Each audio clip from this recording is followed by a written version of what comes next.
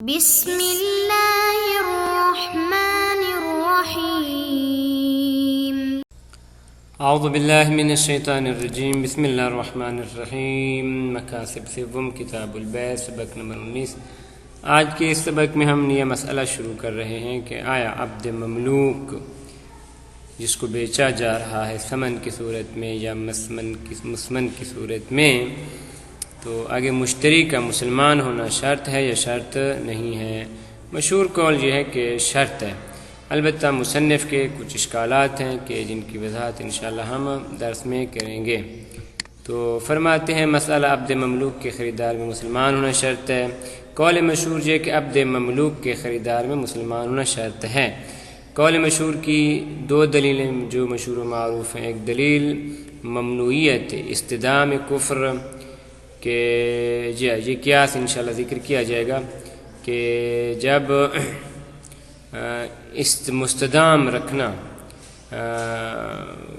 ایک مسلمان کو کافر کے نیچے جب ممنوع ہے تو ابتداً بھی جائز نہیں۔ اس طرح دوسری وہ مشہور و معروف آیت شریفہ کہ لن یجعل اللہ للکافرین علی المؤمنین سبیلا یا الاسلام یعلو ولا یعلی له۔ تو ان دو دلیلوں کی بنیاد پہ، اور اس طرح بعض نے جس طرح جناب ابن ظہر نے غنیہ میں اجماع ذکر کیا ہے کہ عبد مملوک کا جو خریدار ہے وہ مسلمان ہی ہونا چاہیے، تو مشہور قول کی یہ تین دلیلیں بن رہی ہیں۔ اس کے بعد جناب مصنف نے ان دونوں دلیلوں پہ اشکالات کیے ہیں کہ جو انشاءاللہ ہم عبارت میں واضح کریں گے۔ مسألة يشترط في من ينتقل إليه العبد المسلم ثمنا أو مسمنا أن يكون مسلما۔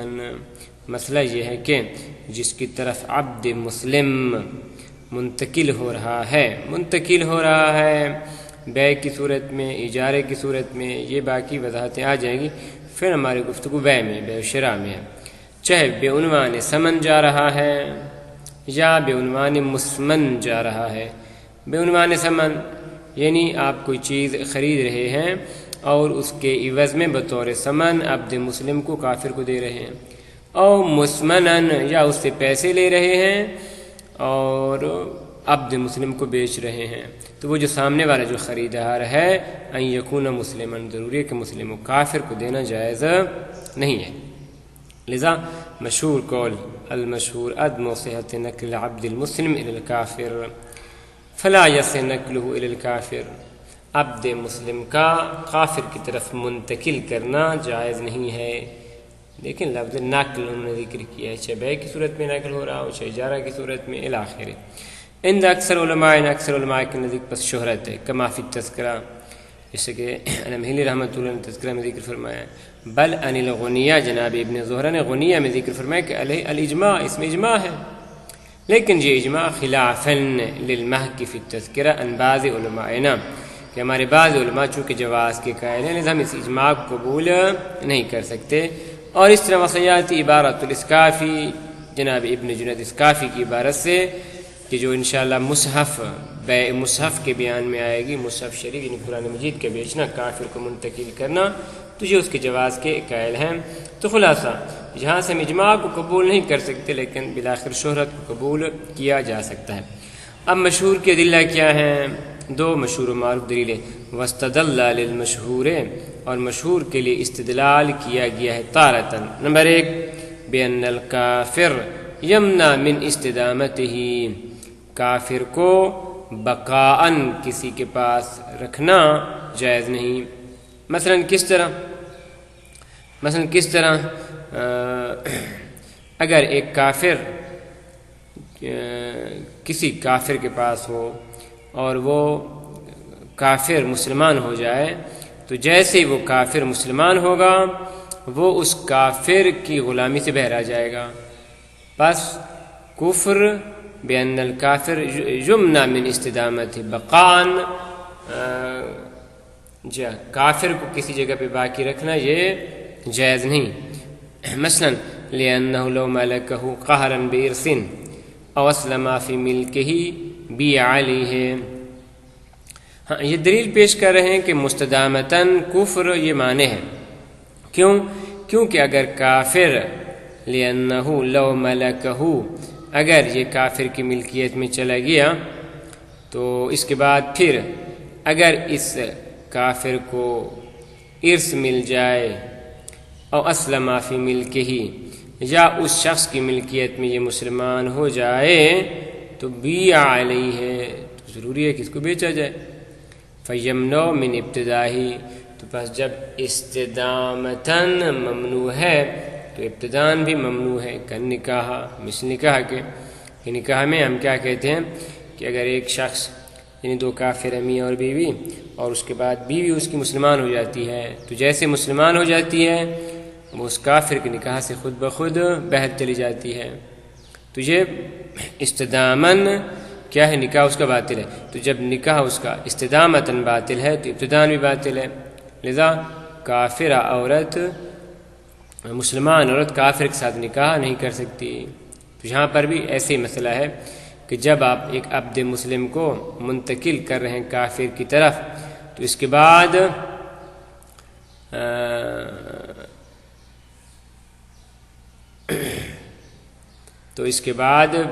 بالفرض اگر وہ قہراً مالک ہو جاتا ہے اس مسلمان کا، جی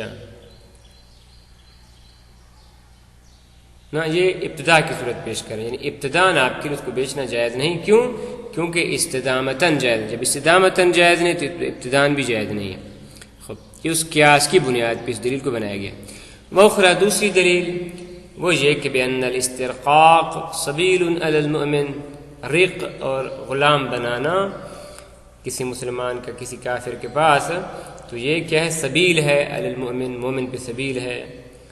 اور اس کو خداوند عالم نے منع فرمایا. فینتفی بقولہ تعالی، اور یہ سبیل علی المؤمن منتفی ہے خداوند عالم کی اس قول کے ساتھ کہ وَلَن يَجْعَلَ اللَّهُ لِلْكَافِرِينَ عَلَى الْمُؤْمِنِينَ سَبِيلًا، کہ خداوند عالم نے ہرگز کافروں کو مومن پہ سبیل، قہر اور غلبہ قرار نہیں دیا.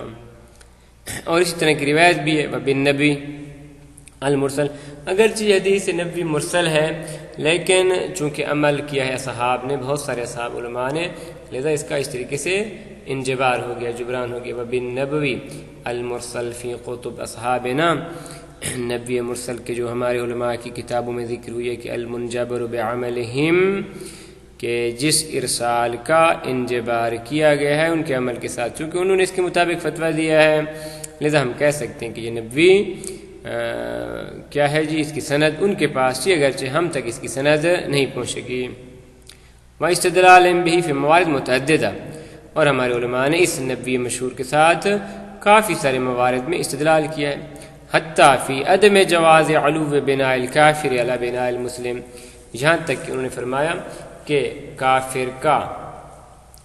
کافر کی بنا کا بلند رکھنا مسلم کی بنا پر جائز نہیں ہے. بل عدم جواز مساوات، نہ صرف کافر کا بلند ہونا مسلمان پر جائز نہیں بلکہ مسلمان اور کافر کا مساوی رکھنا بھی جائز نہیں، بلکہ ضروری ہے کہ مسلمان اوپر ہو اور کافر نیچے ہو. اور وہ یہ ہے وہ نبی کہ جس کے ذریعے متعدد جگہوں پہ استدلال کیا گیا ہے، ان میں سے ایک وہ نبی ہے، وہ قول صلی اللہ علیہ وآلہ وسلم الاسلام یعلو ولا یعلی علیہ، کہ اسلام اوپر ہے، کوئی چیز اسلام کے اوپر نہیں ہے.